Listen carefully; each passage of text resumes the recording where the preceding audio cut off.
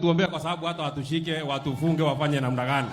Sisi tutaendelea kusimama hapo na kuendelea kupeleka Kenya yetu mbele. Mwisho kabisa, moderator wetu, nimekubaliana na wewe.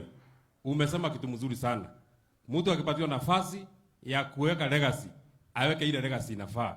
Ndio maana mimi nataka niseme kwa wale ambao tupatiwa nafasi ya uongozi, tukiongozwa na rais na wale wengine, kama umepatiwa nafasi ya uongozi na umeambiwa kulingana na katiba na kulingana na maoneleo ya watu wengi, ikiwa mpaka watu wakubwa sana, majaji wa Supreme Court wamesema Kenya hii haiwezi kuendelea kama hakuna ABC, na wewe kama rais umepatiwa nafasi ya kuweka ABC, weka ABC kama hakuna kitu unaficha.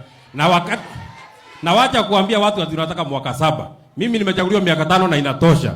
Wananchi warudi kwa debe, wachague viongozi kama wanaona viongozi ambao wako hapo hawafai. Asanteni sana na Mungu awabariki. Thank you very much, Honorable Speaker.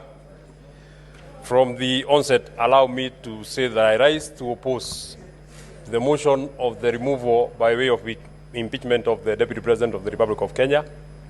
And Honorable Speaker, for the last 2 days, today and yesterday, we have been treated to a charade of allegations, accusations, which, in my opinion, have not been substantiated either by the mover of the motion, the Honorable Mwiki, or the advocates who he came with, or the advocates that are on record for the National Assembly. And Honorable Speaker, I am actually quite surprised that one of the advocates who appeared to represent the National Assembly tells us that the Honorable Mwiki, his was only to allege.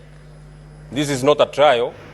He didn't have to substantiate. He only needed to allege, and out of the allegation, then it should be carried, and we need to remove Honorable Deputy President from office. Honorable Speaker, looking at the evidence that the Honorable Mwiki put in his motion, and the cross-examination that was here, the evidence that he brought to the House, he had 22 companies that he had listed. And when questions were running to him, what problem do you have with the company number 1?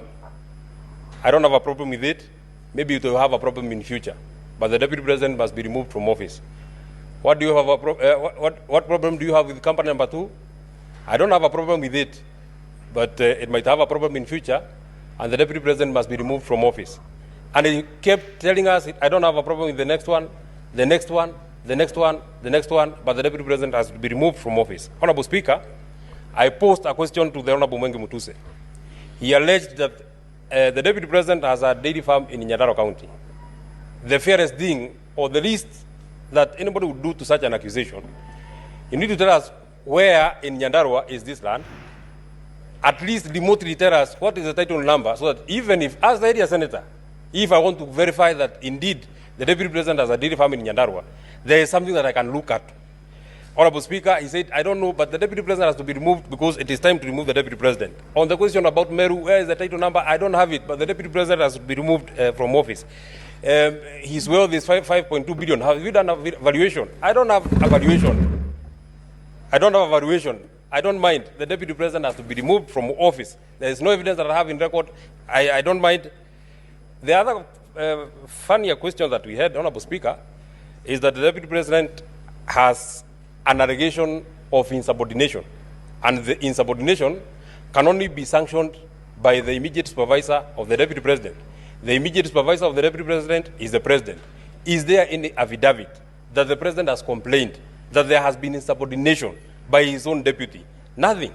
But the only thing that I would want to hold on to, on this particular allegation of the Deputy President having been alleged to have insubordinated his immediate supervisor.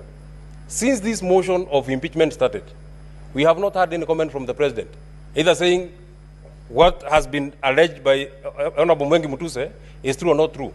So I want to believe that beyond the owner of the motion of the Honorable Mwiki, the President is the bigger owner, because he has not denied that this is there has been an insubordination.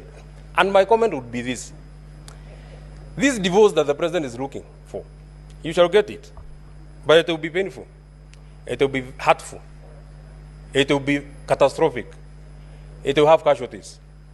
At the final vote that will be casted today, we might be the first casualties.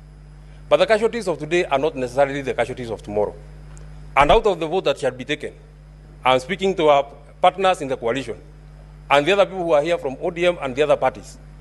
This vote that you shall take today, it is not in vain that the senator for Nyandarua, it is not in vain that the senator for Kiambu, it is not in vain that the senator for Muranga, it is not in vain that the senator for Laikipia, it is not in vain that the senator for Kirinyaga, with strict instructions from the people who elected this government, have told them to come and oppose the motion that is on this floor of the House. Honorable Speaker, I'm being disrupted. The point that I wanted to make is, it is not in vain that we have been instructed not to sanction this divorce. But if it comes, we shall take it in our strides. I want to tell the people who are here, the vote that we shall cast here, we shall not put it in our minds. We shall put it in our hearts. The people of the region that I have mentioned are at their lowest. We are calling on the senators who are here. It is time to stand with us. Finally, this motion had to be processed in a haste. We had to try a man in hospital because the only crime that Rigathi Gachagua has committed is a political crime. So he had to be removed out of the way, whatever it will take, whether he's in hospital, whatever it will take, he has to get out of the way. That can only happen if it has the direct sanctioning of the President of the Republic of Kenya, His Excellency William Samoei Ruto.